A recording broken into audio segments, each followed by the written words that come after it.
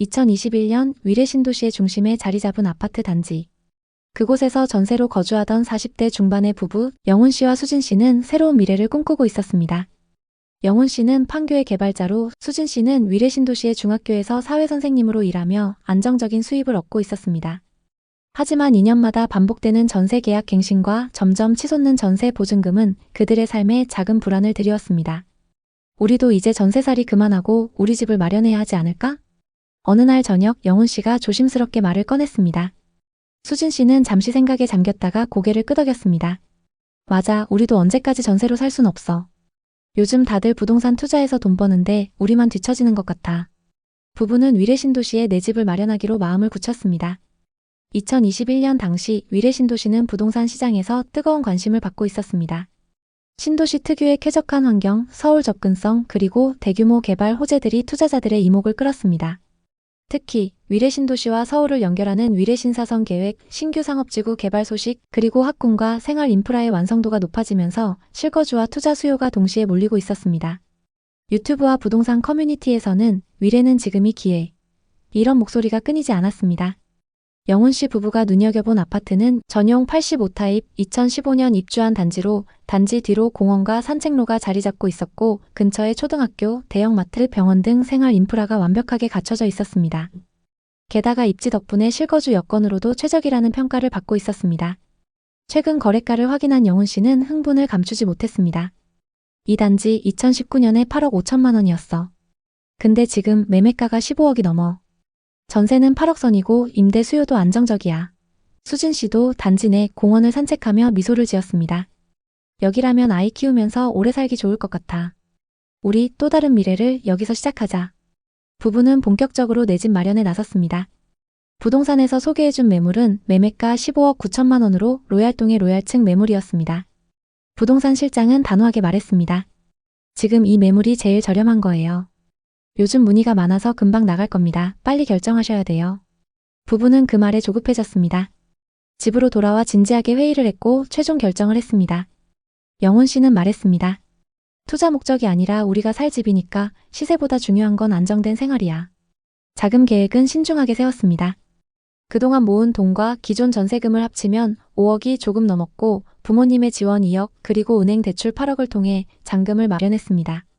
대출 이자는 월 153만 원 수준으로 당시 금리가 2% 초반이었기 때문에 부담이 없었습니다.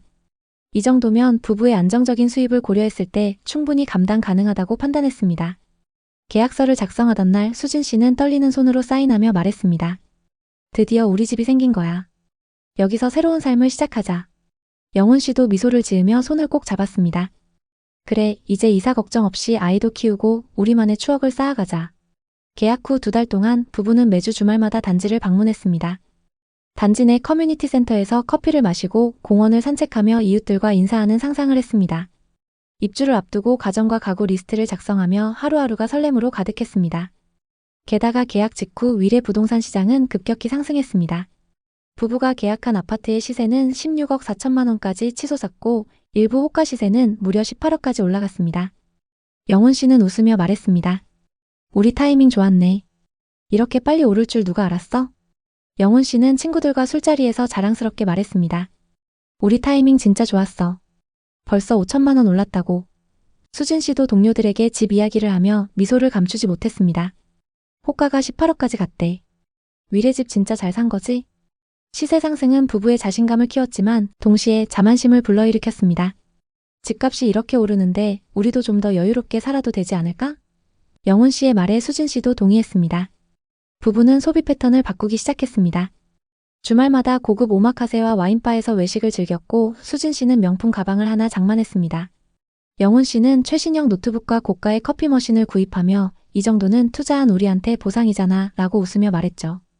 부부는 신용카드 한도를 늘리고 월급의 상당 부분을 소비에 쏟아부으며 집값이 오르니 돈 걱정은 없어 라는 생각에 빠졌습니다. 그러나 그 생활은 오래가지 못했습니다. 2022년 이후 부동산 시장이 급격히 나빠지기 시작했습니다. 금리 인상과 글로벌 경제 불확실성으로 인해 위례 신도시의 부동산 시장도 분위기가 안 좋아졌습니다. 영훈 씨 부부가 매수한 아파트의 시세는 급락해 9억까지 떨어졌습니다. 15억 9천만 원에 계약했던 집이 불과 1년 반 만에 6억 9천만 원이나 하락한 것입니다. 부동산 커뮤니티에는 위례, 급매물에도 안 팔려, 위례, 거래량 급감 이런 글이 넘쳐났습니다. 영훈 씨는 충격을 받았습니다. 단지 이름이 언급된 글을 보며 스마트폰을 내려놓고 한숨을 쉬었습니다. 우리가 산 가격보다 6억이나 떨어졌어. 이게 말이 돼? 수진 씨도 뉴스를 보며 불안한 표정을 지었습니다. 실거주라 괜찮다고 했는데 이렇게까지 빠지니까 마음이 무겁네. 부부는 저녁 식사 자리에서도 부동산 이야기를 꺼내기 꺼려졌습니다. 침묵이 흐르는 식탁에서 수진 씨가 조용히 물었습니다. 우리 너무 서둘렀나? 2022년 말부터 부부는 예상치 못한 현실과 마주했습니다. 먼저 대출 조건이 변경되면서 금리가 급격히 오르기 시작했습니다. 8억에 대한 대출 이자가 당초 계획했던 월 150만 원에서 330만 원으로 증가한 것입니다. 영훈 씨는 계산기를 두드리며 한숨을 내쉬었습니다. 이 정도면 우리 가계부 균형이 무너질 수도 있어. 이미 늘어나버린 카드값까지. 불안은 점점 커져만 갔습니다. 수진 씨는 지출 내역들을 보며 머리를 싸맸습니다. 이걸 다 어떻게 감당하지? 우리가 너무 무리한 거 아니야? 부부는 결국 외식을 줄이고 주말 나들이도 최소화하며 지출을 줄이기 시작했습니다. 한때 즐기던 카페에서의 여유로운 시간도 이제는 사치처럼 느껴졌습니다. 위례 부동산 시장은 더욱 냉랭해졌습니다. 인터넷 커뮤니티에는 위례 교통 최악이다, 위례 신사선, 의료복합타운 무산 등 악재들이 끊임없이 올라왔습니다. 영훈 씨는 게시물을 보며 충격을 받았습니다. 몇몇 매물은 부부가 매수한 가격보다 수억 이상 낮게 나왔고 거래량은 거의 바닥을 치고 있었습니다. 실거주라 괜찮을 거라 생각했는데 이렇게 빠지는 걸 보니까 괴롭네. 영훈 씨의 목소리에는 힘이 없었습니다. 수진 씨는 더 이상 부동산 관련 뉴스나 커뮤니티를 보지 않기로 했습니다. 대신 마트에서 장 보는 횟수를 줄이고 자잘한 지출을 하나하나 줄여나갔습니다. 부부는 주말이면 집에 머무는 시간이 많아졌고 한때 자주 하던 외식도 완전히 끊었습니다. 우리 너무 무리했나 봐. 수진 씨가 조용히 말하자 영훈 씨는 고개를 떨구며 대답했습니다. 그래도 우리가 살 집이잖아. 흔들리면 안 되지. 영훈 씨와 수진 씨는 설렘과 불안을 동시에 느꼈습니다. 처음으로 소유한 집, 몇 달 전까지만 해도 꿈꿨던 공간이 이제 암울한 현실이 되었습니다. 영훈 씨는 단지 내 벤치에 앉아 하늘을 보며 생각에 잠겼습니다. 이게 우리가 꿈꾸던 그 집이었나? 매일 저녁 부부는 담담한 분위기 속에서 서로를 바라보며 대화를 이어갔습니다. 우리 집 괜찮겠지? 언제 다시 오를까? 수진 씨의 말에 영훈 씨는 대답했습니다. 지금 걱정해도 끝이 없어. 전세 걱정, 이사 걱정 안 하는 것만으로도 충분해. 하지만 현실은 녹록지 않았습니다. 월급의 절반 이상이 고정 지출로 빠져나갔고 생활비는 빠듯해졌습니다. 예상보다 높은 관리비 고지서와 계속 올라가는 세금은 부부의 통장을 순식간에 바닥나게 했습니다. 수진 씨는 점점 말수가 줄어들었고 영훈 씨는 종종 단지 내 벤치에 앉아서 혼자만의 시간을 보내곤 했습니다. 너무 일찍 뛰어든 걸까? 한때 인생의 전환점이 될 줄 알았던 위례의 집은 이제 그 무게를 감당하기 위한 고된 시련처럼 느껴졌습니다. 2024년 중순부터 위례 부동산 시장이 조금씩 회복의 조짐을 보이기 시작했습니다. 부부가 매수했던 위례 아파트의 시세는 9억대에서 12억대까지 올라왔죠. 하지만 여전히 계약했던 15억 9천만 원에는 미치지 못했습니다. 부동산 앱에는 급매, 전세 끼고 갭투자라는 매물이 여전히 광고되고 있었고 같은 평형을 자신들보다 훨씬 저렴하게 매수한 이웃의 이야기는 묘한 씁쓸함을 안겼습니다. 우린 지금 비싼 월세 내는 기분이야. 영훈 씨가 어느 날 밤 고요한 거실에서 한숨을 쉬며 말했습니다. 수진 씨는 아무 말 없이 고개를 끄덕였습니다. 하지만 부부는 후회하지 않기로 했죠. 매번 집주인의 눈치를 보며 계약 연장을 부탁하던 시절은 이제 끝났기 때문이죠. 수진 씨는 조용히 미소를 지으며 말했습니다. 그때 우리가 선택하지 않았다면 지금도 전세금 오를까봐 불안해하고 있었을 거야. 적어도 지금은 우리 집이니까. 2025년 6월 입주한 지 4년이 지난 부부는 새 집에서의 삶에 완전히 적응해 있었고 낮아진 시세는 더 이상 신경 쓰지 않았습니다. 공원 산책로에서 매일 아침 조깅을 하고 마트와 카페를 드나들며 커뮤니티 활동도 시작했습니다. 집안에는 새 가구와 추억이 하나씩 쌓여갔고 수진 씨는 작은 거실 한켠에 텃밭을 가꾸기 시작했습니다. 이제야 집 같아. 수진 씨가 웃으며 말했죠. 시세는 여전히 완전히 회복되지 않았지만 13억 중반까진 올라왔습니다. 부부는 숫자에 연연하지 않기로 했습니다. 우린 투자하려고 산 게 아니잖아. 여기서 살기 위해 산 거야. 위례 신도시의 집은 영훈 씨와 수진 씨 부부에게 단순한 자산 이상의 의미를 가졌습니다. 더 이상 이사 걱정 없이 안정감을 느낄 수 있는 공간, 아이와의 미래를 준비할 수 있는 터전, 그리고 둘만의 추억을 쌓아가는 생활의 기반. 부동산은 단순히 시세 차익을 위한 수단이 아니라 삶을 지탱하는 중요한 요소였습니다. 지금 아니면 못 산다. 이 말은 부부에게 강렬한 동기였지만 동시에 큰 부담이기도 했습니다. 많은 사람들이 내 집 마련을 인생의 최대 목표로 삼고 집값이 떨어지거나 금리가 오르면 조급함과 불안을 느낍니다. 영훈 씨와 수진 씨도 그랬습니다. 주변에서 하나 둘 집을 사기 시작하자 우리도 늦기 전에 라는 생각에 결단을 내렸습니다. 그 선택은 쉽지 않았습니다. 대출 이자, 입주 비용, 시세 하락 모든 현실이 그들을 시험했습니다. 입주 후에도 불안은 사라지지 않았고 여전히 마이너스 자산인 집 안에서 스스로를 다독여야 했습니다. 하지만 한 가지는 분명했습니다. 그 집은 투자처가 아니라 삶의 터전이라는 점이었습니다. 여러분에게 집은 무엇인가요? 내 집 마련의 꿈을 꾸고 있다면 어떤 가치를 가장 중요하게 생각하시나요? 위례 신도시와 같은 지역에 투자하거나 실거주를 고민하고 계신가요? 댓글에 여러분의 생각을 자유롭게 남겨주세요. 여러분의 이야기가 누군가에게 큰 힘이 될 수 있습니다. 구독과 좋아요도 잊지 말아주시고 오늘도 시청해주셔서 감사합니다. 다음 편엔 더 좋은 내용으로 찾아뵙겠습니다. 안녕하세요 여러분. 최근 부동산 시장이 뜨겁게 달아오르고 있습니다. 특히 하반기를 앞두고 정부가 역대급, 정말 핵폭탄급 부동산 대책을 준비하고 있다는 소식이 들려오고 있습니다. 과연 이 대책이 집값을 잡을 수 있을지 아니면 또 다른 혼란을 불러올지 오늘 함께 깊이 파헤쳐 보겠습니다. 정부가 하반기 부동산 시장 안정화를 위해 강력한 대책을 검토하고 있다고 합니다. 이 대책의 핵심은 전세 대출 규제 강화와 주택 공급 확대, 그리고 고가 부동산 보유세 강화입니다. 이 세 가지가 시장에 어떤 파장을 일으킬지 하나씩 뜯어볼게요. 먼저 전세 대출 규제입니다. 정부가 수도권 전세 대출 한도를 기존 5억에서 3억으로 대폭 낮추겠다고 하는데요. 게다가 DSR을 40%로 제한하고 전세 대출에도 가상금리를 적용한다고 합니다. 이게 무슨 말이냐면 이제 전세 대출을 받으려면 소득과 상환 능력을 더 엄격히 심사받아야 한다는 겁니다. 사실 전세 제도는 우리나라에만 있는 특별한 제도입니다. 전 세계 어디에서도 찾아볼 수 없는 이 제도는 서민들에게 집값의 60-70%를 대출로 제공하며 주거 안정성을 확보해줬습니다. 하지만 앞으로 이 대책이 시행되면 전세 대출도 한도가 줄어들면서 갭 투자를 하거나 전세로 거주하려는 분들이 큰 타격을 받을 가능성이 높습니다. 특히 수도권에서 5, 6억대 전세에 거주하던 분들은 직격탄을 맞을 거예요. 예를 들어 5억의 전세를 살던 임차인이 이제 3억만 대출받을 수 있다면 나머지 2억은 현금으로 충당해야 하는 상황이 됩니다. 이게 현실적으로 가능할까요? 최근까진 수도권의 4억대 아파트 전세를 얻으려고 하면 전세 대출이 꽤 많이 나오니 3억대까지 대출받고 나머지만 현금으로 준비하면 됐죠.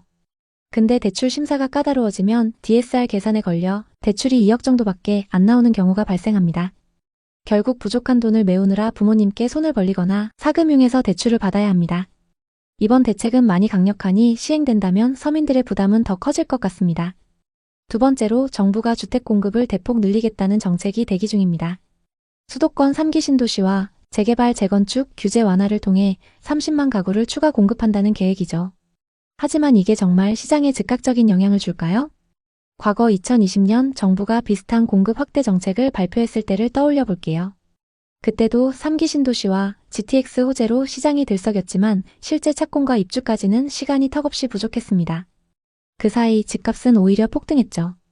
그때 많은 분들이 경기도의 신도시 근처 아파트를 분양받으려 했는데 청약 경쟁률이 너무 높아서 결국 실패했죠. 당시에는 송도 같은 곳도 분양가가 높아도 집값이 계속 오르니까 사람들이 많이 몰렸습니다. 이번에도 공급이 실제로 시장에 반영되려면 시간이 걸릴 가능성이 높습니다. 게다가 건설사들의 PF 부실 문제 때문에 착공이 지연될 가능성도 배제할 수 없습니다. 마지막으로 고가 부동산 보유세를 강화한다는 계획입니다. 정부는 20억 이상 고가주택에 대해 보유세 상한선을 신설하고 세율을 최대한 올리겠다고 합니다. 이건 강남, 서초 같은 고가 아파트 밀집 지역을 겨냥한 조치로 보입니다. 하지만 이 정책이 시장 전체에 미치는 영향은 제한적일 겁니다. 왜냐하면 고가 아파트는 전체 시장의 5%도 안 되는 소수에 불과하기 때문입니다. 이제 본론으로 들어가서 이 대책들이 하반기 집값에 어떤 영향을 줄지 분석해 보겠습니다. 결론부터 말하자면 집값이 단기적으로 하락할 가능성은 있지만 폭락까지는 가지 않을 것 같습니다. 그 이유를 세 가지로 정리해 보겠습니다. 전세 대출 규제가 강화되면 전세 시장은 대혼란에 빠질 가능성이 높습니다. KB부동산 데이터에 따르면 서울 아파트의 평균 전세가율은 60% 수준인데 전세 대출 한도가 3억으로 줄어들면 5, 6억대 전세를 얻기 어려워집니다. 이 경우 임차인들은 월세나 반전세로 전환해야 할 텐데 문제는 월세 물량이 충분하지 않다는 점입니다. 결국 전세 수요가 줄어들면서 전세가가 하락하고 이는 매매가에도 하방 압력을 줄 가능성이 큽니다. 하지만 여기서 주의할 점은 전세가가 하락한다고 해서 집값이 바로 폭락하지는 않는다는 거예요. 왜냐하면 서울은 여전히 공급 부족이 심각하기 때문입니다. 2025년 이후 서울 아파트 입주 물량은 수요를 감당하기 어렵습니다. 그러니 단기적으로는 하락 압력이 있겠지만 장기적으로는 공급 부족이 집값을 지탱할 가능성이 높습니다. 두 번째로 지역별 양극화가 더 심해질 겁니다. 전문가 90%가 서울 아파트 값은 상승하거나 강보합을 유지할 거라고 전망했지만 지방은 보합 또는 하락세를 보일 거라고 하죠. 특히 지방광역시 중에서도 대구, 대전 같은 지역은 미분양 물량 때문에 약세가 지속될 가능성이 높습니다. 반면 서울 강남이나 용산 같은 선호 지역은 여전히 수요가 강해서 가격이 쉽게 떨어지지 않을 겁니다. 예를 들면 2021년, 2022년 당시 세종은 행정수도 호재로 들썩였지만 시간이 흐른 지금은 가격이 20% 이상 하락했죠. 반면 같은 시기 서울 송파구의 아파트는 정고점을 돌파했습니다. 이번 대책도 서울과 지방의 양극화를 더 부추길 가능성이 큽니다. 마지막으로 금리와 부동산 규제입니다. 한국은행은 2025년 하반기 기준금리를 인하할 가능성이 높다고 했지만 미국의 트럼프 정책으로 인해 글로벌 금리가 다시 오를 수도 있습니다. 만약 금리가 예상보다 높게 유지되면 대출 부담이 커지면서 매수 심리가 위축될 겁니다. 게다가 국내 부동산 규제가 더 심각해진다면 시장은 더 관망세로 돌아설 가능성이 높습니다. 여기서 투자 실패담을 하나 공유하겠습니다. 2019년 민수 씨는 경기도의 한 재건축 호재가 있는 아파트를 5억에 매수했습니다. 당시 재개발 호재와 저금리 기조로 집값이 뛸 거라는 기대감이 컸죠. 2억은 본인 돈으로 나머지 3억은 대출로 충당했습니다. 그런데 정비 사업에 대한 비용이 늘어나면서 지금까지도 사업이 진행되지 않고 있습니다. 결국 그 아파트는 현재 3억 후반에 거래되고 있습니다. 들어가서 살고 있지만 1억 이상 손실을 본 셈이죠. 이 경험을 통해 배운 건 부동산 투자는 타이밍과 정책의 흐름을 읽는 게 정말 중요하다는 겁니다. 이번 대책도 마찬가지입니다. 정책이 시장에 미치는 영향을 미리 읽지 않으면 큰 손실을 볼 수 있습니다. 그럼 이 대책 속에서 우리는 어떻게 해야 할까요? 전문가들은 2026년 상반기가 내 집 마련에 좋은 타이밍이 될 수 있다고 합니다. 대출 규제를 받지 않는 금액대의 아파트들은 금리가 인하되면 집값이 다시 뛸 가능성이 높습니다. 지금 관망세가 강할 때 괜찮은 매물을 미리 찾아보세요. 지방은 미분양과 경기 침체로 약세가 예상됩니다. 특히 빌라나 오피스텔은 전세 사기 여파로 회복이 어려울 수 있습니다. 만약 지방에 투자한다면 일자리가 많은 지방광역시의 신축 아파트에 집중하세요. 전세를 계획 중이라면 대출 한도가 줄어들기 전에 미리 계약을 갱신하거나 반전세로 전환하는 것도 고려하세요. 월세 세액 공제 혜택이 강화될 가능성이 있으니 이 부분도 체크해보세요. 이번 부동산 대책은 확실히 강력합니다. 전세 대출 규제와 보유세 강화는 단기적으로 시장을 흔들 가능성이 크죠. 하지만 모든 정책에는 부작용이 따릅니다. 월세 수요가 급증하거나 고가 아파트 매물이 줄어들면서 오히려 가격이 뛸 수도 있어요. 중요한 건 우리가 이 부작용을 빠르게 읽고 대응하는 겁니다. 앞으로 우리나라의 부동산 시장은 어떻게 될까요? 부동산 규제는 점점 심해질 거라는 전망이 나오고 있습니다. 이럴 때 더욱 철저히 대응해야 합니다. 부동산에서 가장 중요한 건 각자 상황에 맞는 전략을 세우는 거죠. 또 항상 감당하기 어려운 수준으로 대출을 받아 아파트를 덥석 사는 건 위험합니다. 지금처럼 시장이 불확실할 때는 현금을 확보하고 좋은 매물이 나올 때까지 기다리는 게 좋은 방법입니다. 앞으로 정부의 여러 정책들로 시장에 돈이 풀릴 예정입니다. 과거에도 그랬듯이 시장의 유동성이 커지면 돈의 가치가 떨어질 수 있습니다. 특히 이런 상황에서 현금만 들고 있으면 자산 가치가 떨어질 수 있으니 실물 자산에 적절히 투자하는 것도 고려해보세요. 하지만 절대 무리하지 마시고 본인의 재무 상황을 꼼꼼히 점검하세요. 결론적으로 지금 서울 수도권 부동산 시장은 대출 규제로 인해 큰 혼란을 겪고 있습니다. 주요 지역들의 아파트값이 하락하고 전세 시장도 월세로 전환되면서 집주인과 임차인 모두 힘들어하고 있습니다. 하지만 이런 위기 속에도 기회는 있습니다. 복덩이TV 구독자 여러분, 데이터와 정보를 바탕으로 냉정하게 판단하셔야 합니다. 제 영상은 여러분이 현명한 결정을 내리도록 돕기 위한 겁니다. 집을 사지 말라는 게 아니라 무리한 투자를 피하시라는 말씀을 드립니다. 지금 어떤 선택이 맞을까요? 부동산 시장을 쫓아가는 게 아니라 시장의 흐름을 읽고 준비하는 게 중요하다고 믿습니다. 여러분도 이번을 계기로 자신의 투자 전략을 점검해보세요. 그리고 제 영상을 계속 시청해주시고 좋은 의견 많이 남겨주시면 감사하겠습니다. 오늘의 이야기에 공감하셨다면 구독과 좋아요를 눌러주세요. 끝까지 시청해주셔서 감사합니다. 다음 편엔 더 좋은 내용으로 찾아뵙겠습니다. 요즘 서울과 수도권 부동산 시장은 그야말로 폭풍전야입니다.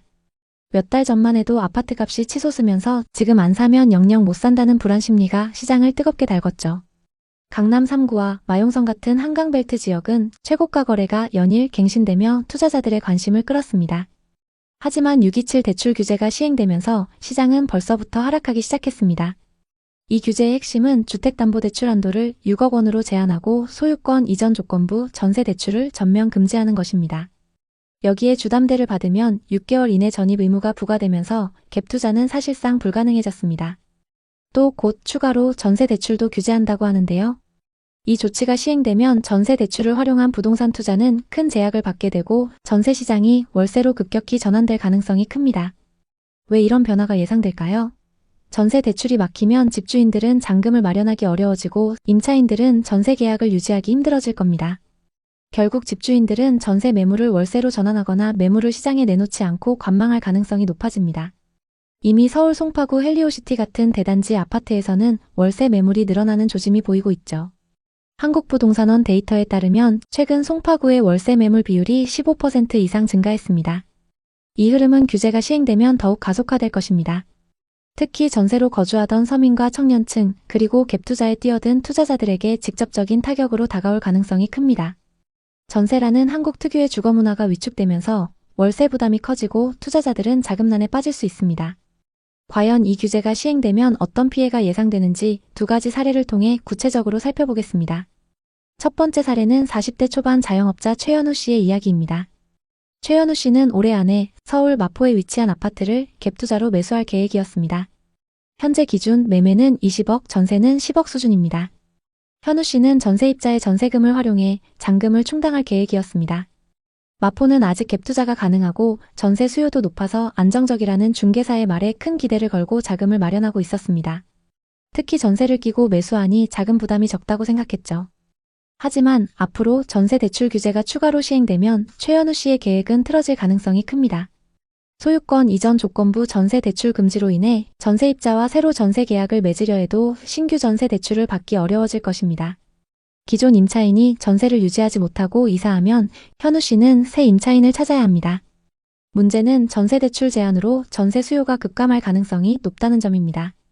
이 상황에서 현우 씨는 전세 매물을 월세로 전환해야 할 가능성이 큽니다. 예를 들어 보증금 1억에 월세 350만 원으로 내놓는다 해도 고가 월세 수요가 많지 않아서 공실 위험이 커집니다. 더 큰 문제는 집값 하락입니다. 규제로 인해 호가가 2, 3억 하락할 가능성이 제기되고 있죠. 현우 씨는 이렇게 한숨을 내쉽니다. 10년 동안 자금을 마련해서 이번에 사려고 했는데 담보대출에 전세대출까지 막아버리면 아예 집을 사지 말라는 것 같네요. 두 번째 사례는 30대 초반 신혼부부인 윤지혜, 김태훈 부부의 이야기입니다.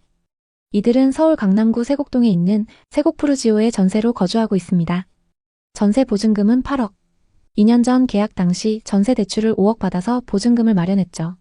부부는 강남 학군과 편리한 교통을 고려해 이 아파트를 선택했고 2년 뒤 전세를 갱신하고 나중에는 자가로 매수하자는 꿈을 품고 있었습니다. 하지만 전세 대출 규제가 시행되면 이들의 안정적인 주거 계획이 흔들릴 가능성이 큽니다. 전세 대출 규제가 강화되면 부부의 전세 대출 한도가 확 줄어듭니다. 축소된 만큼 나머지 금액을 현금으로 충당해야 합니다.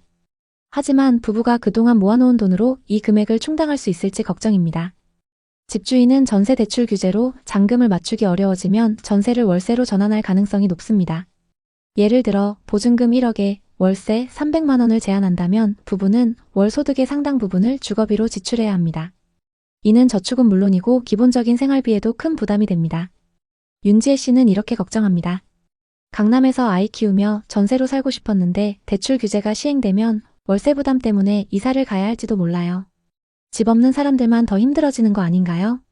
이제 두 사례를 바탕으로 규제가 시행되면 시장에 어떤 변화가 올지 더 깊이 들여다보겠습니다. 대출 규제는 투기 수요를 억제하려는 의도지만 부작용도 만만치 않습니다. 특히 전세 대출 제한은 전세의 월세화를 가속화하며 서민과 청년층의 주거 부담을 크게 늘릴 가능성이 높습니다. 먼저 전세 대출이 제한되면 집주인들이 전세 대신 월세로 내놓을 가능성이 높습니다. 서울 아파트의 평균 전세가율은 시세의 약 5, 60% 수준인데 대출 규제로 전세 수요가 줄어들면 월세 매물이 급증할 것입니다. 예를 들어 송파의 대단지에서는 이미 월세 매물이 늘어나는 조짐이 보이고 있으며 규제 시행 후에는 이 비율이 20% 이상 증가할 것으로 예상됩니다. 이는 임차인들에게 월세라는 고정 지출 부담을 가중시킬 것입니다. 또 전세 대출 규제로 자금 여력이 있는 임차인들만 전세 계약을 유지할 수 있는 구조가 될 가능성이 큽니다. 현금이 넉넉한 세입자는 전세를 유지할 수 있지만 대출 의존도가 높은 저소득층이나 청년층은 월세로 내몰릴 것입니다. 이는 주거 양극화를 심화시키며 서울에서 서민들이 거주하기 점점 더 어려워지는 상황을 만들 가능성이 높습니다. 그리고 대출 규제 소식이 전해지면서 벌써부터 서울 강남, 서초, 송파, 용산 등 핵심 지역의 부동산 중개업소에는 매수 문의가 줄어들고 있습니다. 대출 한도 축소로 매수자들은 고가 아파트 구입을 망설이고 매도자들은 가격 하락을 우려하며 매물을 걷어들일 가능성이 큽니다. 한국부동산원에 따르면 규제 발표 이후 서울 아파트 거래량은 이미 확연히 감소했으며 다음 규제 시행 후에는 더 줄어들 것으로 전망됩니다. 전세 대출 규제가 시행되면 임차인들에게 미칠 피해는 단순히 월세 부담 증가에 그치지 않을 것입니다. 몇 가지 상황을 예상해 보겠습니다. 우선 전세에서 월세로 전환되면서 월세 부담이 급증할 가능성이 큽니다. 규제 시행 후 전세 대출 한도가 축소되면 전세 수요가 급격히 줄어들고 월세 수요가 늘어날 것으로 예상됩니다. 마포나 송파의 아파트 월세는 평균 3,400만 원 수준으로 일반적인 사람들이 감당하기 어려운 수준입니다. 전세 대출이 어려워지면 임차인들이 원치 않는 이사를 해야 할 가능성이 높아집니다. 예를 들어 송파구에 거주하는 사람이라면 전세 계약 만기 후 새 전세 대출을 받지 못할 경우 경기도로 이사해야 할지도 모릅니다. 서울에서 직장 다니면서 아이들 학군도 유지하고 싶었는데 대출 규제가 시행되면 어쩔 수 없이 떠나야 할 것 같아요. 이런 걱정은 많은 임차인들의 현실이 될 수 있습니다. 또 갑작스러운 규제 시행으로 일부 집주인들이 전세 보증금을 돌려주지 못하는 사례도 늘어날 가능성이 있습니다. 규제가 시행되면 자금난에 빠진 집주인들이 늘어나면서 피해가 더 커질 수 있습니다. 특히 서울 수도권 지역에서 고점에 거래됐던 매물들에서 이런 위험이 발생할 수 있습니다. 이제 여러분이 궁금해하실 부분, 다가올 규제에 어떻게 대비해야 할까? 이 부분에 대해 이야기해 볼게요. 전세 대출 규제로 월세 전환의 흐름은 피할 수 없지만 현명한 선택으로 피해를 최소화할 수 있습니다. 첫째, 자금 계획의 재점검. 규제가 시행되면 대출 한도가 줄어들 가능성이 크니 본인의 자금 여력을 미리 점검하세요. 전세 대출에 의존하던 분이라면 월세 전환 가능성을 염두에 두고 예산을 재조정해야 합니다. 예를 들어 월세 부담이 커질 경우 저축 계획을 수정하거나 미리 몇 개월치 예산을 확보하는 것도 방법입니다. 둘째, 비규제 지역 고려. 규제가 시행되면 강남 3구나 용산 같은 고가 지역은 대출 제한이 강력하지만 노원, 도봉, 강북구 같이 비교적 저렴한 지역은 대출 규제에서 상대적으로 자유로울 수 있습니다. 자금 여력이 부족하다면 이런 지역으로 눈을 돌려보는 것도 전략입니다. 셋째, 전세 계약 시 주의. 전세 계약을 할 때는 집주인의 자금 상황과 부동산 등기부를 철저히 확인하세요. 규제 시행으로 전세 사기 위험이 높아질 수 있으니 전세 보증보험 가입 여부를 꼭 확인해야 합니다. 넷째, 장기적인 주거 계획. 전세의 월세화가 가속화될 가능성이 크니 장기적으로 자가 마련을 목표로 하는 것이 중요합니다. 여유 자금이 부족하다면 정부의 공공주택 확대 정책이나 청약 기회를 적극 활용해 보세요. 627 대출 규제와 다가올 추가 규제들은 서울과 수도권 부동산 시장에 위기와 기회를 동시에 만들 것입니다. 전세 대출 규제로 인해 서민과 청년층의 주거 부담이 커질 가능성이 크지만 시장이 조정 국면에 들어서면 새로운 기회도 열릴 수 있습니다. 예를 들어 매물이 늘어나고 가격이 조정되는 지역에서는 현금 여력이 있는 분들에게 매수 기회가 될 수 있죠. 복덩이TV는 앞으로도 여러분께 시장의 생생한 소식과 현명한 투자 전략을 전달드리겠습니다. 여러 규제와 전세 제도의 변화 속에서 여러분이 현명한 선택을 하실 수 있도록 늘 곁에서 응원하겠습니다. 댓글에 여러분의 생각을 자유롭게 남겨주세요. 여러분의 소중한 댓글은 누군가에게 큰 위로가 될 수 있습니다. 오늘의 이야기에 공감하셨다면 구독과 좋아요를 눌러주세요. 끝까지 시청해주셔서 감사합니다. 다음 편엔 더 좋은 내용으로 찾아뵙겠습니다. 최근 정부가 부동산 폭등을 막기 위해 강력한 규제를 하고 있습니다. 이에 따라 급등하던 수도권의 부동산 시장이 큰 타격을 받고 있습니다. 2025년 7월 화창한 어느 날 40대 중반의 최민수 씨는 스마트폰으로 부동산 앱을 열어보곤 한숨을 내쉬었습니다. 민수 씨의 마음은 그 어느 때보다 무거웠습니다. 11억 5천이라니 말도 안 돼. 15억을 호가하던 아파트가 이제는 11억 5천만 원에 거래되고 있었습니다. 민수 씨는 창밖 도심을 바라보며 중얼거렸습니다. 내가 너무 욕심을 부린 걸까? 아니면 그때 너무 잘난 척했던 걸까? 4년 전 민수 씨와 그의 아내 지연 씨는 서울의 전세 생활을 뒤로하고 하남으로 이사를 결심했습니다.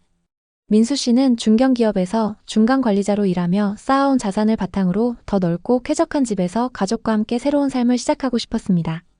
하남은 한강을 끼고 있는 도시로 교통도 편리하고 개발 호재도 많아 보였습니다. 여보, 여기 정말 괜찮아 보여. 서울 접근성도 좋고 한강도 가까워 당연히 오를 거야. 민수 씨는 아내 지연 씨에게 자신감 넘치는 목소리로 말했습니다. 지연 씨는 약간 망설였지만 민수 씨의 열정에 설득당했습니다. 그래, 당신 말대로라면 정말 기회일지도. 아이들 학교도 가깝고 생활 편의시설도 많으니까. 민수 씨는 부동산 중개소를 찾아다니며 하남의 아파트를 꼼꼼히 알아봤습니다. 그러던 어느 날 지인에게서 전화가 왔습니다. 민수야, 미사신도시 지금 완전 핫해. 작년에 10억 하던 아파트가 지금 13억 넘었대. 게다가 개발 호재도 많아서 더 오를 거야. 민수 씨는 그 말을 듣고 가슴이 뛰었습니다. 미사신도시는 한강을 따라 펼쳐진 신도시의 매력, 새로 지어진 아파트 단지, 그리고 서울과의 접근성까지 모든 게 완벽해 보였습니다. 이건 기회야. 지금 안 사면 후회할 거야. 결국 민수 씨는 2021년 초 미사신도시의 미사강변 더샵 리버폴의 84타입을 13억에 매수했습니다. 계약 직후 시장은 그의 선택을 증명하듯 빠르게 움직였습니다. 불과 3달 만에 같은 평형이 13억 5천만 원에 거래되었고 호가는 무려 15억까지 치솟았습니다. 이사 후 민수 씨 부부는 미사신도시에서의 삶에 푹 빠졌습니다. 한강을 따라 걷는 산책로, 단지 내에 잘 관리된 조경, 그리고 아이들이 뛰어노는 놀이터까지. 모든 게 완벽해 보였습니다. 여기 정말 살기 좋아. 서울보다 훨씬 여유롭고 공기도 맑아. 지연 씨가 웃으며 말했습니다. 민수 씨는 아파트 가격이 오르는 걸 확인하며 더 큰 만족감을 느꼈습니다. 13억에 산 게 신의 한 수였어. 15억까지 갔던 거 봤지? 곧 20억도 가능할 거야. 집값이 오르자 민수 씨의 자신감은 하늘을 찔렀습니다. 그는 주변 지인들에게 자신의 성공적인 투자 사례를 자랑하며 고급 SUV를 리스로 구입하고 가족과 함께 해외여행도 다녀왔습니다. 여보, 우리 좀 더 여유롭게 살아도 돼. 집값이 이렇게 올랐잖아. 이 정도 소비는 괜찮아. 민수 씨는 새로 산 명품 가방을 건네며 웃었습니다. 지연 씨는 살짝 걱정스러운 표정을 지었지만 민수 씨의 낙관적인 태도에 휩쓸렸습니다. 그래, 당신 말대로 집값이 계속 오르면 문제없겠지. 그들은 주말마다 미사신도시의 실내 테니스장에서 테니스를 즐겼고 아이를 고급 영어학원에 등록해줬습니다. 민수 씨는 이렇게 생각했습니다. 이 아파트가 우리를 더 부자로 만들어줄 거야. 지금 좀 써도 나중에 다 메꿀 수 있어. 하지만 2022년 중반 이후 부동산 시장에 먹구름이 들이우기 시작했습니다. 금리 인상과 경제 불확실성으로 시장이 급격히 냉각되면서 미사신도시의 아파트 가격도 흔들리기 시작했습니다. 민수 씨는 처음엔 대수롭지 않게 생각했습니다. 조정기야. 신도시에다가 인근에 한강까지 있는데 금방 회복할 거야. 그러나 2023년 중순 민수 씨는 부동산 앱을 열고 눈을 의심했습니다. 같은 평형의 매물이 9억대까지 떨어진 겁니다. 불과 1년 반 만에 4억 가까이 하락한 가격. 민수 씨는 뒷목이 뻐근해졌습니다. 이게 말이 돼? 신도시에 한강까지 가까운데. 그는 하루에도 몇 번씩 부동산 앱을 들여다보며 매물을 확인했습니다. 커뮤니티에는 미사신도시 이제 끝났다. 금매 나와도 안 팔린다. 이런 글들이 올라왔고 민수 씨의 불안은 점점 커져만 갔습니다. 더 큰 문제는 과소비의 후유증이었습니다. SUV 리스비와 해외여행 할부금, 게다가 대출 이자가 매달 빠져나가며 가게는 점점 옥죄어 왔습니다. 민수 씨는 자만했던 지난날을 떠올리며 후회했습니다. 그때 좀 더 신중했어야 했는데 왜 그렇게 돈을 쉽게 썼을까? 지연 씨는 민수 씨의 변화를 눈치챘습니다. 예전처럼 아이들과 웃으며 시간을 보내거나 한강변을 산책하던 모습은 사라지고 스마트폰만 들여다보는 남편의 모습만 남았습니다. 여보, 왜 이렇게 예민해졌어? 우리가 여기 투자하려고 온 거 아니잖아. 살기 좋으려고 온 거지. 민수 씨는 한숨을 쉬며 대답했습니다. 당신은 몰라. 이 집은 우리 자산의 전부야. 퇴직금에 대출까지 끌어다가 산 거라고. 게다가 우리가 쓴 돈들 다 집값이 오를 거란 믿음 때문이었잖아. 민수 씨는 속으로 후회했습니다. 왜 하필 그때 샀을까? 왜 비싼 시세를 보고도 망설이지 않았을까? 그의 눈에 보이는 건 신도시가 아니라 낡아가는 아파트 시설물과 매달 날아오는 고지서, 그리고 줄어드는 통장 잔고뿐이었습니다. 2024년 말 시장은 조금씩 회복 조짐을 보였습니다. 민수 씨가 매수했던 아파트는 11억대까지 회복했지만 여전히 13억 매수가에는 한참 못 미쳤습니다. 팔아야 하나? 민수 씨는 혼잣말로 중얼거렸습니다. 부동산 앱을 열자마자 심장이 두근거렸습니다. 같은 동, 같은 평형의 매물이 12억 중반에 나와 있었습니다. 12억 중반이면 나쁘진 않은데. 그날 저녁 민수 씨는 지연 씨에게 조심스럽게 말을 꺼냈습니다. 여보, 우리 이 집 파는 거 어때? 지금이라도 정리하고 손실 좀 줄이면. 지연 씨는 날카로운 눈빛으로 민수 씨를 바라봤습니다. 침묵이 흐른 뒤 그녀가 입을 열었습니다. 당신 기억나? 우리가 왜 여기 왔는지. 아이들 좋은 환경에서 키우고 우리도 여유롭게 살자고 했잖아. 그때 당신이 그렇게 말했어. 그런데 지금 돈 때문에 이렇게 초조해하는 거야? 민수 씨는 고개를 숙였습니다. 지연 씨의 말이 그의 가슴을 찔렀습니다. 맞아, 우리 여기 살려고 온 거였지. 투자하려고 온 게 아니었어. 2025년 봄 미사 신도시의 한강변에는 벚꽃이 만개했습니다. 민수 씨는 아내와 함께 한강변을 걸으며 커피를 마셨습니다. 여전히 아파트 시세는 매입가 13억에 미치지 못했지만 민수 씨의 표정은 한결 편안해졌습니다. 지연 씨가 웃으며 말했습니다. 이젠 집값 오르든 말든 그냥 여기서 사는 게 좋아. 한강 나들이 다니면서 아이들과 시간 보내는 게 더 소중해. 민수 씨도 고개를 끄덕였습니다. 그래, 당신 말이 맞아. 이게 우리 삶이야. 민수 씨는 최근 부업으로 유튜브를 시작했습니다. 회사에서 쌓은 경험을 살려 마케팅 강의를 하고 있었습니다. 지연 씨는 옆에서 응원하며 말했습니다. 당신 마케팅 고수잖아. 그 경험 살려서 부업하는 것도 좋지. 어느 날 저녁 민수 씨는 오랜만에 부동산 앱을 열었습니다. 84타입 11억 8천에 거래됐네. 좀 올랐어. 지연 씨가 물었습니다. 그래서 기분 좋아? 민수 씨는 고개를 저으며 미소를 지었습니다. 아니, 그냥 마음이 편해. 2025년 현재 민수 씨 부부는 여전히 미사신도시에서 살고 있습니다. 한강변을 따라 걷고 카페에서 커피를 마시며 아이들과 함께 시간을 보냅니다. 아파트 가격은 여전히 매수가보다 낮지만 그들은 더 이상 신경 쓰지 않습니다. 미사신도시는 최근 몇 년간 개발이 계속되며 새로운 상권과 편의시설이 들어서고 있습니다. 민수 씨는 더 이상 부동산 뉴스에 흔들리지 않습니다. 우린 여기서 계속 살 거야. 집값은 뭐 오르면 좋고. 현재 하남 미사신도시는 2021년 최고점 대비 약 20-30% 하락 후 2023년 말부터 소폭 회복세를 보이고 있습니다. 하지만 여전히 매수가 대비 손실을 보고 있는 경우가 많습니다. 특히 최근 대출 규제가 시작되면서 거래량이 급격히 감소했습니다. 미사 신도시는 특히 한강변의 쾌적한 주거 환경과 학군, 생활 인프라가 잘 갖춰져 있어 실거주 수요는 꾸준히 유지되고 있습니다. 대출을 포함한 부동산 규제가 지속될 경우 대출 부담이 커지며 수요가 위축될 가능성이 있습니다. 또한 신도시 특성상 대부분의 단지들이 비슷한 시기에 들어섰기 때문에 특정 매물의 단기적인 가격 급등은 제한적일 수 있습니다.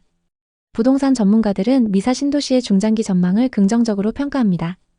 서울 도심과의 접근성, 한강변 프리미엄, 그리고 지속적인 개발 호재로 인해 점진적인 가격 상승이 기대됩니다. 그러나 단기적으로는 규제 상황에 따라 변동성이 클 수 있으므로 투자 시 신중한 접근이 필요합니다. 민수 씨의 사례처럼 미사 신도시는 투자와 실거주 목적 모두를 충족할 수 있는 지역입니다. 하지만 과도한 레버리지와 단기 차익을 기대한 투자는 리스크를 동반합니다. 전문가들은 실거주 목적이라면 현재 가격대에서 매수해도 장기적으로 안정적인 가치를 유지할 가능성이 높다고 보고 있습니다. 반면 투자 목적이라면 개발 호재와 수요를 살펴보면서 장기적인 접근이 필요합니다. 요즘 부동산 시장은 예측이 어렵습니다. 어떤 지역은 반등하고 어떤 지역은 여전히 바닥을 기고 있습니다. 민수 씨의 이야기는 어쩌면 지금 이 시기를 살아가는 우리 모두의 모습과 닮아 있습니다. 여러분에게 부동산이란 무엇인가요? 혹시 지금 여러분이 내 집 마련의 꿈을 꾸고 있다면 어떻게 대처해야 할까요? 앞으로 부동산은 끝난 걸까요? 최근 정부가 부동산 폭등을 막기 위해 강력한 규제를 하고 있습니다. 이에 따라 급등하던 서울 수도권의 부동산 시장이 주춤하고 있죠. 여러 가지 엇갈린 정책과 전망이 나오고 있는 상황입니다. 그중에는 대부분의 사람들이 이해하기 어려운 정책도 있습니다. 복덩이TV는 구독자 여러분을 위해 올바른 정보만 쉽게 정리해서 전달드릴 수 있도록 노력하겠습니다. 오늘의 이야기에 공감하셨다면 구독과 좋아요를 눌러주세요. 또 댓글에 여러분의 생각을 자유롭게 남겨주세요. 여러분의 소중한 댓글은 누군가에게 큰 위로가 될 수 있습니다. 오늘도 시청해주셔서 감사합니다. 다음 편엔 더 좋은 내용으로 찾아뵙겠습니다. 지난 몇 년간 송도 부동산은 크게 주목받았습니다. 유명 연예인들이 거주하고 호재가 많았기 때문에 엄청나게 많이 상승했는데요. 당시 송도 아파트 가격은 국민 평형이 12억 13억을 넘을 정도였죠. 하지만 지금은 그때의 가격은 꿈도 못 꾸는 현실입니다. 게다가 일부 지역에서는 분양권 매물이 마피 1억에도 안 나가고 있는데요. 대체 무슨 일이 일어나고 있는 걸까요? 그리고 송도의 끝은 대체 어디일까요? 민수 씨는 40대 중반 송도에서 10년째 거주하며 백종원의 프랜차이즈 식당을 운영하는 가장입니다. 아내와 초등학생 딸 하나를 둔 그는 매일 송도의 센트럴파크를 지나며 이곳에서 우리 집을 갖고 싶다는 꿈을 키웠습니다. 송도는 포스코타워, 인천대교, 바이오 클러스터 등 글로벌 비즈니스 허브로 떠오르며 부동산 시장에서 주목받는 곳이었죠. 2020년 부동산 시장은 뜨겁게 달아올랐습니다. 유튜브와 부동산 카페에서는 송도는 인천의 강남이다. 지금 사지 않으면 영영 기회가 없다. 이런 말들이 쏟아졌습니다. 민수 씨도 매일 밤 유튜브를 보며 송도의 미래 가치를 분석하는 영상에 푹 빠져들었죠. 특히 송도동에 위치한 송도 더샵 퍼스트파크 아파트가 눈에 들어왔어요. 전용 84타입이 2019년에는 6억 중반이었지만 2021년에는 이미 12억대에 거래되고 있었죠. 그때 갭투자라는 단어가 민수 씨의 머릿속을 맴돌았습니다. 전세를 끼고 매수하면 적은 자본으로 내 집 마련이 가능하다는 이야기에 귀가 솔깃했죠. 당시 전세 시세는 6억 8천만 원. 현금 5, 6억이 있으면 매수가 가능하다는 계산이 나왔습니다. 민수 씨는 아내와 밤늦게까지 상의했습니다. 지금 아니면 송도에서 집 사는 건 불가능할 거야. 아내도 고개를 끄덕였죠. 우리도 이제 내 집을 가져야지. 부부는 저축과 대출, 부모님의 도움을 받아 자금을 마련했습니다. 2021년 8월 민수 씨는 송도 더샵 퍼스트파크 전용 84타입을 12억 5천만 원에 매수했습니다. 전세를 6억 8천만 원에 놓고 나머지 5억 7천만 원은 대출과 저축, 가족의 도움으로 충당했죠. 계약서를 쓰는 날 민수 씨는 가슴이 두근거렸습니다. 드디어 송도에서 우리 집을 샀어. 이건 투자이자 미래를 위한 선택이야. 아내도 미소를 지으며 위치가 좋고 역도 가까우니까 더 오를 거야 라고 말했습니다. 계약 후 몇 달 동안 송도 부동산 시장은 폭발적으로 상승했습니다. 2021년 말 민수 씨의 아파트는 놀랍게도 13억 7천만 원까지 거래되며 최고가를 찍었죠. 부동산 커뮤니티는 열기로 가득했습니다. 송도는 끝없이 오른다. GTX 개통되면 15억도 가능하다. 이런 글이 매일 올라왔습니다. 민수 씨는 동네 부동산 중개소에서 만난 중개사의 말에 귀를 기울였죠. 송도는 글로벌 허브예요. 외국인 투자자도 몰리고 바이오 클러스터까지 생기면 대박입니다. 부부는 매일 집값이 오르는 걸 보며 행복했고 민수 씨는 매일 새벽 센트럴파크를 산책하며 이곳이 우리 집이라는 생각에 미소가 절로 나왔습니다. 커뮤니티에서는 같은 단지 주민들이 이 아파트는 아직 더 오를 여지가 많다며 기대감을 공유했죠. 민수 씨는 속으로 생각했습니다. 우린 정말 완벽한 선택을 했어. 내가 타이밍을 잘 잡았구나.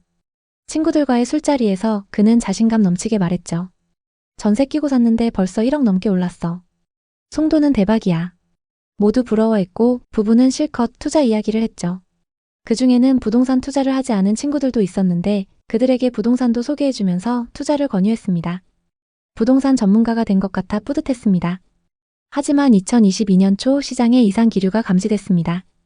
미국의 기준금리 인상 소식이 들리며 국내에서도 금리 인상 이야기가 본격화됐죠. 민수 씨는 우린 고정금리로 대출했으니 괜찮다며 스스로를 다독였지만 불안은 커져만 갔습니다.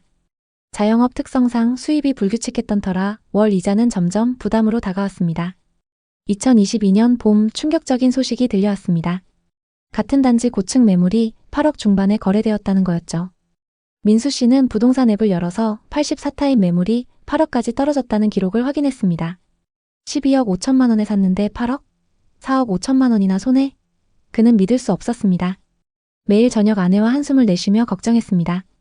부동산 중개소에 들렀을 때 중개사는 냉정하게 말했습니다. 지금은 시장이 얼어붙었어요. 8억 금매도 연락이 잘 안 옵니다. 커뮤니티에는 송도 이제 끝났다, 갭 투자한 사람들은 망했다 이런 글이 넘쳐났습니다. 민수 씨는 점점 시세를 보지 않게 됐습니다. 집값 하락도 고통이었지만 자신의 선택을 후회하는 마음이 더 아팠습니다. 아내는 한숨을 쉬며 말했습니다. 우리 왜 이렇게 비쌀 때 투자했지? 그냥 전세로 살면 안 됐을까? 민수 씨는 대답할 말이 없었습니다. 투자하느라 자금을 마련하기 위해 좁은 월세집으로 옮겨왔는데 좁은 집에서 아무것도 모르고 웃고 있는 딸을 보며 눈물이 났습니다. 부동산 투자가 우리한테 행복을 줄 줄 알았는데 2023년 민수 씨의 상황은 더 나빠졌습니다. 전세입자에게 연락이 왔던 겁니다. 이사 가려고 합니다. 전세 보증금 돌려주세요. 곧바로 부동산에 연락했죠. 중개사는 요즘 전세도 빠지고 있어요. 6억 8천만 원은 절대 안 나가요 라고 했습니다. 전세 시장도 냉각되면서 같은 단지의 전세 시세가 4억 중반으로 떨어졌다는 소식이 들려왔습니다. 갭 투자의 핵심이었던 전세 시세가 무너지자 민수 씨는 점점 더 큰 압박을 느꼈습니다. 결국 2억에 가까운 돈을 돌려주기 위해 사업자 대출과 마이너스 통장까지 받았고 차도 한 대 정리했습니다. 민수 씨는 주 7일 하루도 쉬지 않고 장사를 하며 매달렸지만 대출 이자와 생활비는 그를 옥죄어왔습니다. 아내는 우리 진짜 바보였나 봐 라며 한숨을 내쉬었죠. 딸아이가 아빠 우리 언제 이사 가요? 라고 물을 때마다 민수 씨는 가슴이 미어졌습니다. 한때 행복의 상징이었던 집은 이제 무거운 짐이 되어 있었죠. 커뮤니티에는 송도는 더 떨어진다. 차라리 서울 구축이 나았다. 이런 글이 매일 올라왔습니다. 민수 씨는 더 이상 그런 글을 보지 않으려 했지만 불안은 사라지지 않았습니다. 2024년 겨울 민수 씨는 습관처럼 부동산 앱을 열었습니다. 놀랍게도 송도 더샵 퍼스트파크 84타입 매물이 10억 5천만 원에 거래되었다는 기록을 발견했죠. 오, 이제 오르는 건가? 그는 조심스럽게 지역 커뮤니티에 접속해봤습니다. 놀랍게도 송도 센트럴파크 인근 단지들의 호가가 조금씩 반등하고 있다는 글이 올라오고 있었습니다. 금리 인상 기조가 멈추고 전세 수요가 다시 늘면서 역세권 신축 단지로 매수 문의가 들어오고 있다는 소식이 들렸죠. 부동산 중개사도 말했어요. 그나마 송도 중에서도 우리 단지가 반등이 빠른 편이에요. 조금만 더 기다려보시죠. 민수 씨는 아내에게 이 소식을 전했습니다. 여보, 요즘 분위기가 좀 나아졌대. 10억 5천만 원까지 올랐어. 하지만 아내는 담담하게 답했죠. 그래도 12억 5천만 원까지는 아직 멀었잖아. 현실은 냉혹했습니다. 10억 5천만 원까지 회복했지만 여전히 2억의 손해를 안고 있는 상황이었죠. 그래도 민수 씨 부부는 무너지지 않았습니다. 아내는 주말마다 카페 아르바이트를 시작했고 민수 씨는 쉬는 날을 줄여가며 수입을 늘리려 노력했습니다. 적금은 없었지만 대출을 조금씩 상환하고 있었죠. 무엇보다 가족은 서로를 다독이며 버텼습니다. 어느 날 아내가 말했습니다. 잘해보려다 이렇게 된 거야. 민수 씨는 고개를 끄덕였습니다. 만약 그때로 돌아간다면 같은 선택을 했을까? 그 질문에는 답하지 못했지만 그는 한 가지를 깨달았습니다. 포기하지 않고 버텨냈다는 사실이 중요하다는 걸 말이죠. 2025년 7월 민수 씨는 여전히 송도에서 생활하고 있습니다. 집값은 빠르게 오르지 않지만 그는 더 이상 매일 시세를 확인하지 않습니다. 조금씩 다시 오르고 있다는 믿음과 열심히 살며 버티고 있다는 사실이 중요했죠. 아내는 말했습니다. 집값이야 오르든 말든 우리가 살아가는 게 중요해. 김민수 씨의 이야기는 특별하지 않습니다. 부동산 상승장의 끝자락에서 기회를 잡으려 했던 수많은 사람들의 이야기와 같습니다. 송도는 한때 인천의 강남으로 불렸지만 하락장에서는 투자 실패의 상징이 되기도 했습니다. 하지만 집값이 오르든 떨어지든 결국 버티는 사람이 승리하기 마련입니다. 앞으로 회복까진 많이 남긴 했지만 언젠간 고점까지 회복할 그날을 기다리며 열심히 살아가고 있다는 사실이 중요합니다. 모두가 지금이 기회다라고 외칠 때 그 기회를 주려는 사람은 큰 리스크를 감수해야 합니다. 반대로 모두가 끝났다고 말할 때 누군가는 조용히 기회를 만들기도 하죠. 부동산은 장기적인 싸움입니다. 또 집은 투자 대상이기 전에 삶의 터전입니다. 송도는 탄탄한 실수요가 있다고 강조하시는 분들도 있습니다. 서울에서 주거 비용이 너무 오르다 보니 발전 가능성이 크다는 송도로 이주해온 분들도 많고 송도국제학교나 대학을 비롯한 교육 인프라를 선호하는 분들도 많습니다.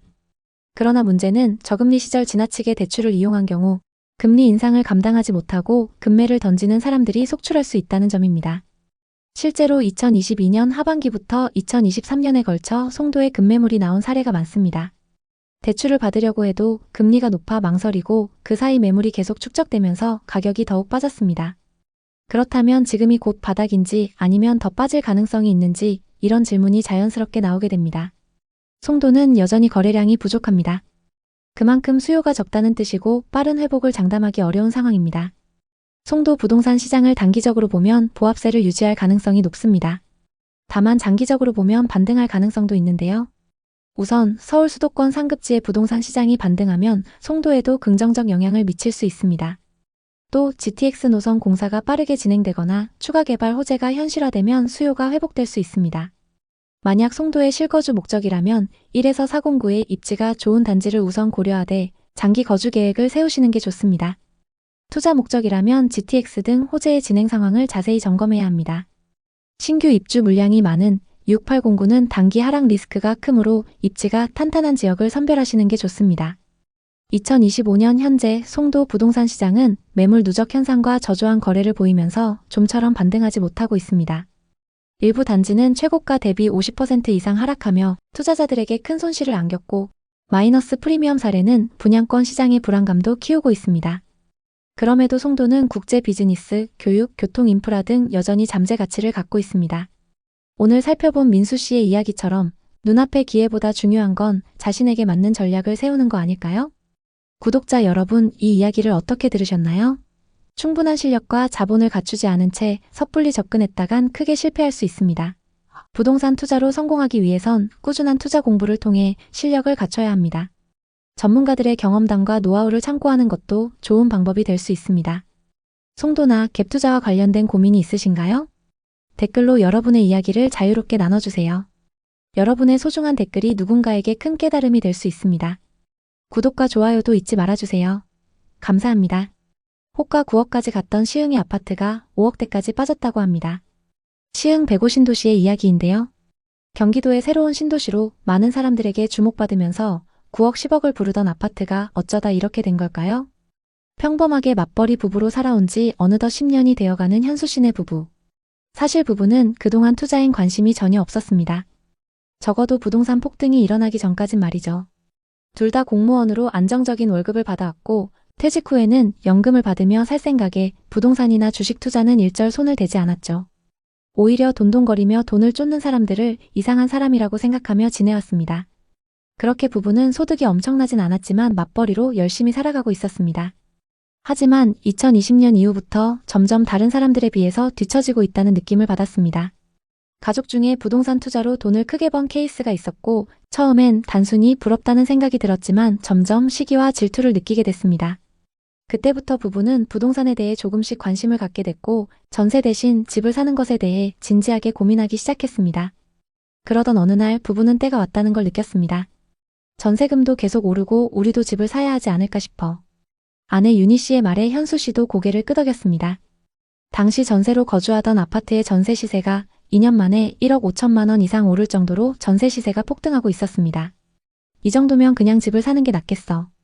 특히 주변 지인들의 지금 아니면 집 못 산다는 말들이 부부의 마음을 흔들었습니다. 직장 동료와 지인들이 부동산 투자에서 돈을 벌었다는 소식이 매일같이 들리자 그들은 결심했습니다. 이제 우리 집을 갖자. 2021년 초 부부는 부동산 앱을 뒤지며 집을 찾았습니다. 서울이나 광명은 이미 불가능한 가격. 그러던 중 눈에 들어온 곳은 시흥 105 신도시였습니다. 신도시라 깔끔하고 바닷가도 가깝고 전철도 곧 생긴다던데 지인의 말에 귀가 솔깃했습니다. 105은 서울보다 훨씬 저렴했고 신도시라는 단어가 부부의 가슴을 뛰게 했습니다. 투자하기 전에 꼼꼼하게 점검을 했습니다. 부동산 투자 커뮤니티와 블로그, 유튜브를 뒤지며 온갖 정보를 모았습니다. 호재도 너무 많았고 가격도 계속 오르고 있었습니다. 더 늦으면 기회를 놓칠 것 같아서 빠르게 결정을 내렸죠. 그들은 105동에 있는 2017년식 아파트의 84타입 17층을 골랐습니다. 2021년 초 7억 7천만 원에 계약을 진행했습니다. 대출은 4억 6천만 원을 받았고 기존 전세 보증금과 예금을 탈탈 털어 자금을 마련했습니다. 계약서를 쓰는 날 윤희 씨는 웃으며 말했습니다. 드디어 우리도 집이 생겼어. 아이에게도 떳떳한 부모가 된 기분이야. 현수 씨도 미소 지으며 고개를 끄덕였습니다. 앞으로 집값이 오르기만 하면 돼. 매수 타이밍이 너무 좋았던 걸까요? 계약 후 4달 만에 같은 단지, 같은 평형의 매물이 8억 6,500만 원에 거래됐습니다. 여보, 이거 진짜지? 반년도 안 돼서 1억 8천만 원이나 올랐어. 그동안 월급을 악착같이 모으며 겨우 자금을 마련했던 부부는 허무할 정도였습니다. 돈은 이렇게 버는 거였구나. 지금이라도 부동산 투자를 한 게 진짜 너무 다행이다. 호가 시세는 이미 9억을 넘어 있었고 부부는 10억까지 올라야 팔 거라며 자신만만했습니다. 집을 사지 않는 사람들이 이해가 안 갈 정도였죠. 이대로 쭉 상승할 거라 믿으며 시간이 흘러갔습니다. 그러던 어느 날 분위기가 바뀌기 시작했습니다. 뉴스와 부동산 커뮤니티에서는 위기설이 흘러나왔죠. 2022년 기준금리가 치솟으면서 이자가 급격히 상승했습니다. 대출 이자가 월 180만 원을 넘어가면서 매달 100만 원 이상의 추가 지출이 생겨버린 거죠. 이게 뭐야? 계산이 안 맞잖아. 윤희 씨는 불안한 눈빛으로 현수 씨를 바라봤습니다. 현수 씨는 말없이 고개를 숙였습니다. 기다려봐, 금방 괜찮아질 거야. 가게는 빠르게 무너졌습니다. 외식을 아예 끊고 아이 영어학원도 하나 정리했습니다. 미안했지만 어쩔 수 없었죠. 아이는 부모의 표정을 읽기 시작했습니다. 엄마, 왜 이렇게 자꾸 한숨 쉬어? 초등학교 5학년인 아들이 물었습니다. 윤희 씨는 웃으려 애썼지만 눈가는 촉촉해졌습니다. 현수 씨는 돈 내기만 나오면 입을 굳게 다물었죠. 부부는 점점 말수가 줄어들었습니다. 어느 날 윤희 씨가 부동산 앱을 열었습니다. 그들이 6억 8천만 원에 샀던 집은 이제 4억 6천만 원에 거래되고 있었습니다. 무슨 일이야? 2억이 넘게 빠졌다고? 윤희 씨는 믿을 수 없다는 듯 화면을 뚫어지게 바라봤습니다. 도저히 믿을 수 없던 부부는 부동산에 들렀습니다. 사장님, 집값이 왜 이래요? 부동산 사장은 냉정하게 말했습니다. 요즘 어딜 가나 똑같습니다. 방법이 없어요. 5억 초반이면 가능성이 있을 거예요. 현수 씨는 한숨을 내쉬었습니다. 그냥 좀 더 기다릴 걸 왜 그렇게 급하게 샀을까? 전세로 돌리고 이사를 갈까도 고민해봤지만 전세가도 많이 떨어졌고 대출 때문에 월세 두는 것도 불가능했죠. 매월 180만 원 넘게 이자를 내는데 집값도 2억이나 빠졌다니. 너무 후회된다. 잊고 지내보려 해도 계속 시세를 확인할 수밖에 없었습니다. 2025년 5월 해당 아파트 고층 매물이 거래됐습니다. 거래 금액은 5억 9천만 원. 23년에 비해서 상승하긴 했지만 아직 1억가량 손실 중입니다. 부부는 본전까지 회복하길 기다리고 있습니다. 대체 이 지역에 무슨 일이 있었던 걸까요? 지난 폭등장일 때 서울의 강력한 규제로 많은 투자자들이 안산과 시흥으로 몰려들었죠. 하지만 2025년 현재 이 지역들의 집값은 급격한 하락세를 보이고 있습니다. 어떤 아파트는 최고가 대비 반토막이 됐고 영끌에서 투자한 2030 세대들은 이러지도 저러지도 못하는 상황입니다. 이게 대체 무슨 일일까요? 대표적인 사례로 105신도시 신축급 대단지의 시세 변화를 살펴보겠습니다. 전용 면적 84타입 기준 가격 변화를 보면 정말 변동폭이 엄청납니다. 2019년 말 3억 초반 하던 아파트가 2021년 말에는 7억 중반까지 올랐습니다. 하지만 최근 동일 타입 매물이 4억대까지 떨어지면서 3억 넘게 하락했는데요. 2년 만에 2배 넘게 올랐던 가격이 지금은 최고가 대비 3억 이상 하락한 금액대에 거래되고 있습니다. 지난 몇 년간 안산과 시흥은 사두면 무조건 오르는 곳이라고 불렸습니다. 실제로 안산과 시흥의 아파트 값이 자고 나면 몇 천만 원씩 오른다는 소문이 돌 정도로 뜨거운 투기 열풍이 불었습니다. 갭 투자로 들어온 사람들도 많았습니다. 실거주할 필요가 없다. 어차피 전세든 매매든 계속 오를 테니까 이런 믿음이 컸죠. 다른 지역에 비해 저렴한 가격에 갭 투자와 단기 시세 차익을 노린 투자자들이 몰리면서 엄청난 상승을 기록했습니다. 심한 곳은 분양가의 3배 가까이 상승하기도 했는데요.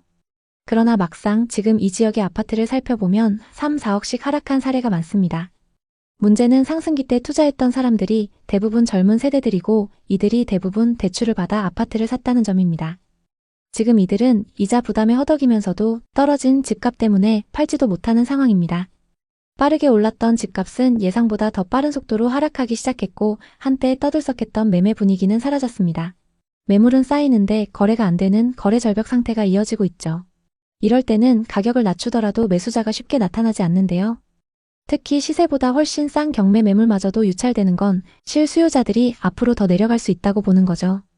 그래서 매물은 있지만 거래는 없는 상황이 이어지고 낙찰가율마저 하락하면서 시장 전체가 하락세를 이어가고 있습니다. 안산과 시흥의 부동산 시장은 최근 몇 년간 많은 변화를 겪어왔습니다. 이 변화는 단순히 가격 변동을 넘어서 지역 경제와 주거 환경에 큰 영향을 미쳤습니다. 특히 최근 몇 달간 부동산 거래가 급격히 둔화되면서 사람들의 우려가 커지고 있습니다. 계속해서 상승 거래됐던 신축 아파트들이 하락세를 보이고 있으며 그 하락폭은 거의 40%에 가깝습니다.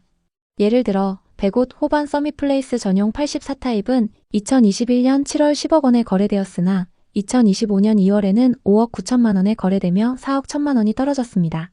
만약 2021년에 이 아파트를 사지 않고 지금 현재 이 아파트를 샀다면 대출 없이 4억 1천만 원을 절약할 수 있었고 이자만 따져도 연간 약 100만 원 이상 절약할 수 있었던 상황입니다.